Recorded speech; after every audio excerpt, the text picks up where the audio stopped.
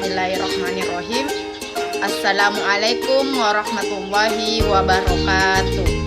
Raditu billahi robba wa bil islami dina wa bi muhammadin nabiyya wa rasulah. Rabbi shrahli sadari wa yassirli amri wahlul 'uqdatam min lisani yafqahu qawli. Perkenalkan, nama saya Mirna Yani R, MPM 09105804210055.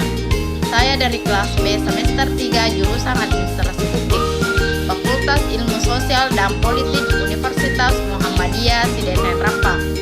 Baik, pada kesempatan ini saya akan menjelaskan materi tentang perkembangan Islam di Nusantara.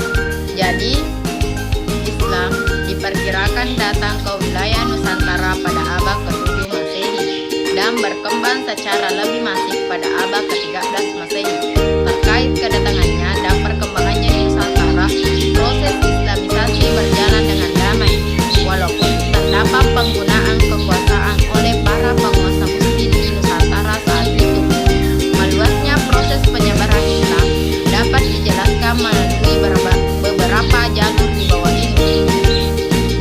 1. Perdagangan. Jalur ini adalah tahap awal yang mendasari kemunculan Islam di Nusantara dan terjadi sekitar abad ke-7 Masehi hingga ke abad ke-16 Masehi. Islam dibawa oleh pedagang muslim dengan jalur yang damai pada waktu itu. Terdapat banyak pedagang muslim yang berdagang ke Indonesia hingga akhirnya mereka membentuk sebuah pemukiman. Di sini mereka semua bekerja sama dan menyebarkan Islam. Di tempat inilah mereka semua berinteraksi dan menyebarkan agama Islam. Para pedagang muslim ini telah melaksanakan aktivitas ganda. Diawali dengan berdagang, selanjutnya kegiatan dakwah dilakukan lewat aktivitas pendidikan formal. Pada aktivitas pendidikan formal ini terjadi kontak personal antara pedagang yang merangkap sebagai pembalik dengan masyarakat sekitar. Dalam hal ini, pendidik atau pembalik mentransferkan ilmu, nilai dan keterampilan. Proses ini kemudian membuat Islam diterima secara luas oleh masyarakat. 2. Perkawinan. Jalur perkawinan adalah salah satu proses Islamisasi yang tak terasa dan mudah untuk dilakukan.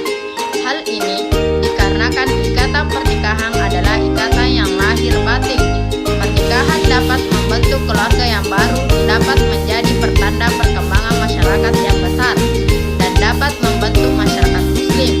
Berdasarkan pandangan ekonomi, pedagang muslim mendapatkan posisi yang lebih baik daripada masyarakat pribumi. Hal inilah yang menyebabkan khususnya para gadis terhormat, mereka ingin menjadi pasangan dari pedagang tersebut. Tetapi sebelum terjadinya pernikahan, maka wanita yang akan menikah tersebut terlebih dahulu harus mengucapkan syahadat sebagai bentuk penerimaan terhadap Islam. 3. Pendidikan. Pesantren merupakan fondasi yang paling strategis dalam kemajuan Islam di Nusantara. Islamisasi melalui jalur pendidikan, yaitu dengan adanya pesantren ataupun pondok, dan dilaksanakan oleh para guru agama, kiai atau para ulama.